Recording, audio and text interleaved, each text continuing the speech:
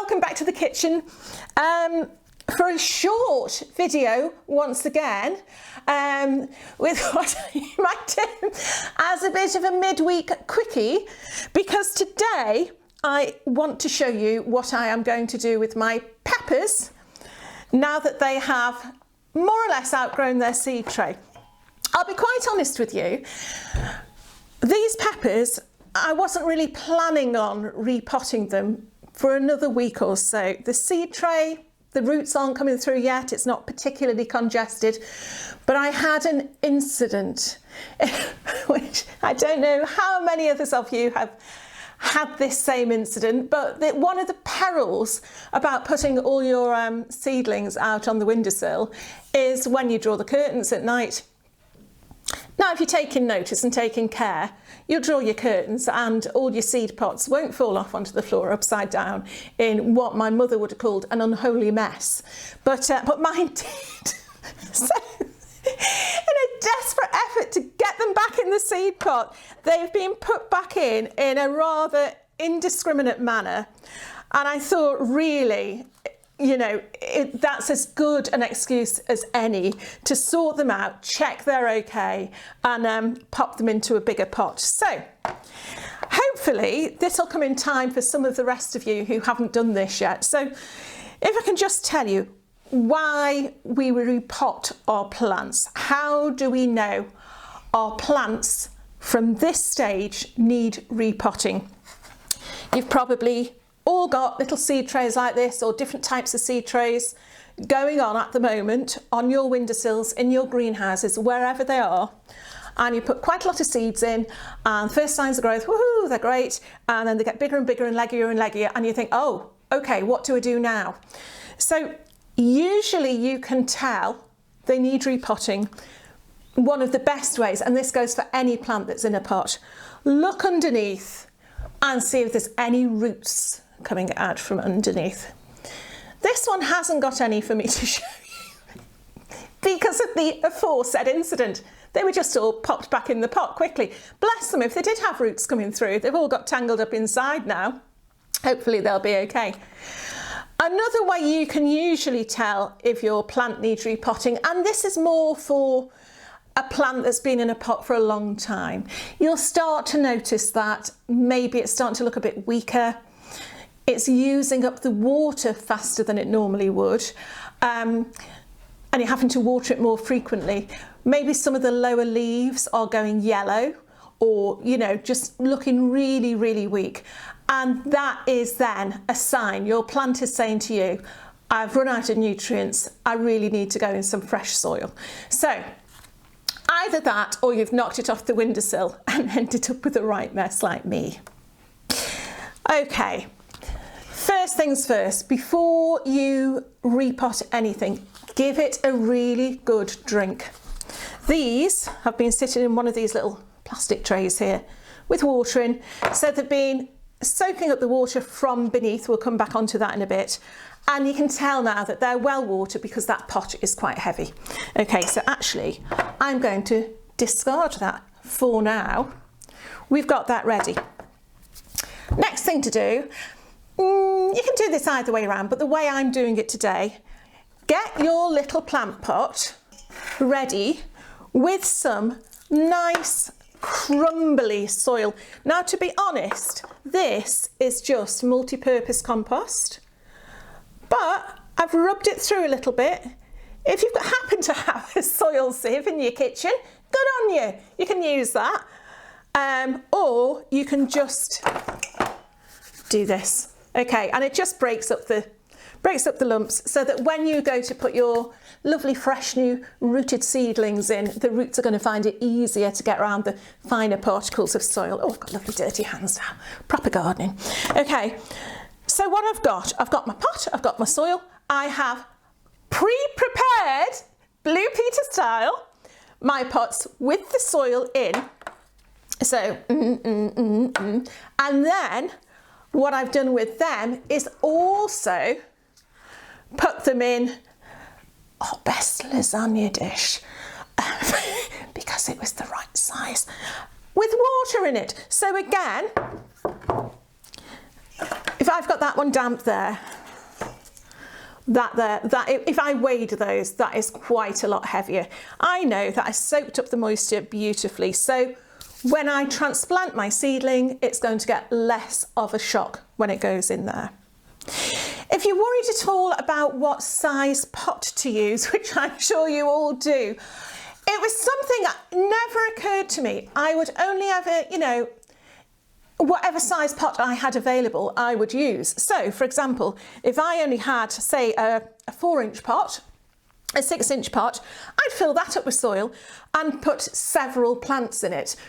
But if I was going to put one seedling in a great big pot with all that soil, imagine those roots. They wouldn't know which way to go. It'd be, woohoo, where are we going to go? Where are we going to go? They're going to spread out. And what's going to happen when you go to move it again? You're not going to have a nice, if I say solid, that's the wrong word, a nice tight root structure. We're trying to encourage at each stage the seedlings to form a really strong root base that will see them better off later on. So that's why we tend to go from a small pot size, slightly bigger, slightly bigger. You go up maybe 1 inch, 2 inches each time. Okay, not all the time. We haven't all got that much time in our lives. But if you can, try and get the next size up each time you pot on. So I would say you can't get much smaller than that, which is about the same size as my nose. And I've got a small nose, okay? So I have got some of those topped up with some lovely soil. I have got these little, oh, that is quite heavy, but I think that's the dish rather than the plants. These nice things here. Should I put that way? I'm going to turn it a bit for you. In fact, why don't I just take those off there, turn that and do it this way? Because I'm left-handed. Doesn't matter. Right, okay. What I'm going to do now, best thing to do when you take your seedlings out of the soil, be very, very careful of touching the stem. It'd be so easy to just pick it up by the stem, plonk it in your pot. But that stem is, I always think of it, I know it's got a very good scientific name, but I always think of it like the straw. The straw that is taking all the moisture, all the nutrients up to the leaves. And if you damage that straw in any way, it's not going to be able to get up there as well. So we're going to try and avoid touching those leaves, touching those stems as much as possible. Now, I could tip these and tease them that way, but I'm going to have a little go just using a fork. I'm going to bring you in closer. Okie dokie. So what I've got here, I've got my, you know, I'd love to know what the neighbours think if they ever see in the window. What am I doing now? These 2 little forks about to attack a pot of soil. But what we've got here, I've got 2 little forks. Imagine these like, you know, when you're lifting a plant in the garden and you want to split it. It's a similar sort of thing. So I'm going to use one of these to gently, now I said about not holding the stem, you want to be holding it by the leaf if you can. And we are excavating the soil. Oh look, that one's come up, right, that one's come up naturally. You see, I don't know what the root system is because they all fell over. Let's have a little look, and I'm trying and get, oh, this root system is not great. Oh, actually, you know what? Can you see that? Okay, that is quite a nice root system there.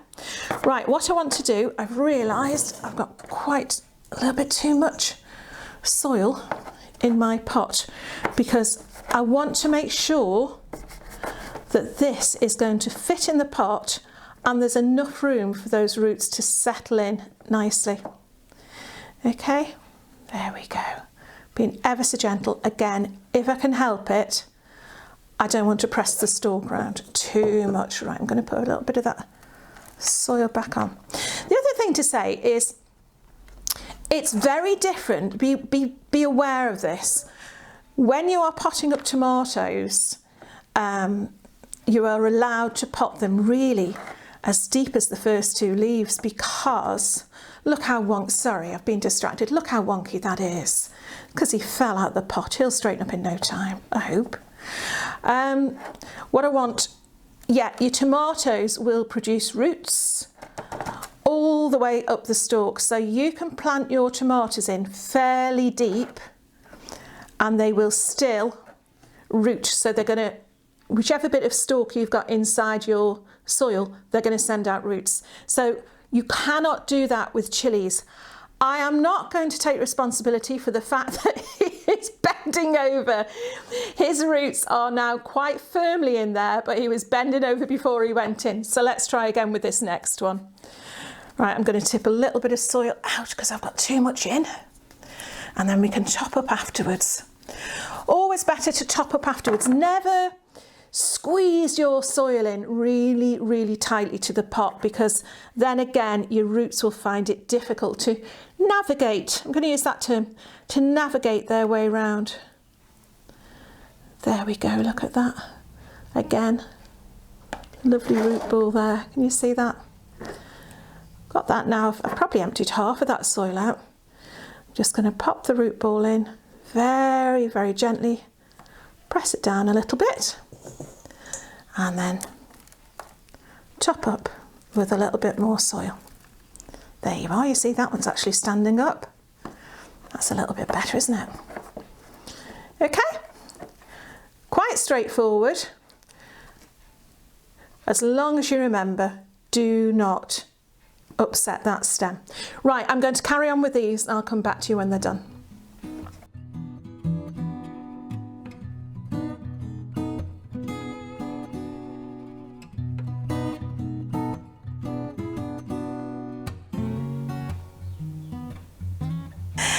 Okay, there we have it.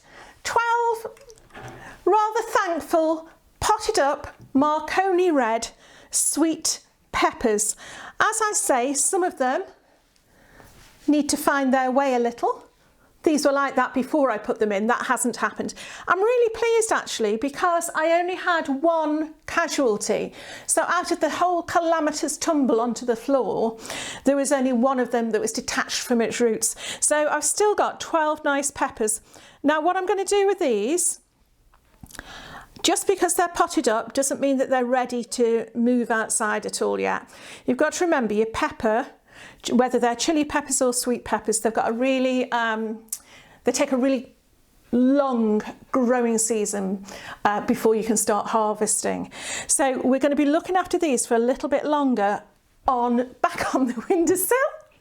And let's just hope I've learned my lesson. I'll be a lot more careful this time, I promise, I promise.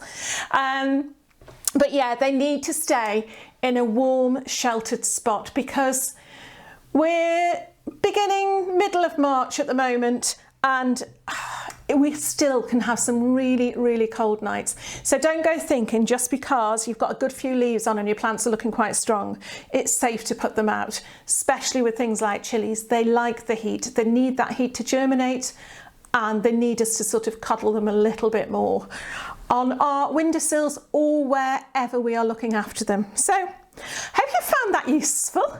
I have just got to say, I'm really, really excited about what we've got coming up at the weekend. So please try and keep in touch. Facebook, Instagram, all the links down below. And yeah, have a little look forward to the next video, because we've got some, something quite fun coming up. But for now, I've potted my peppers. I hope that's been useful to you, and that's it. Take care.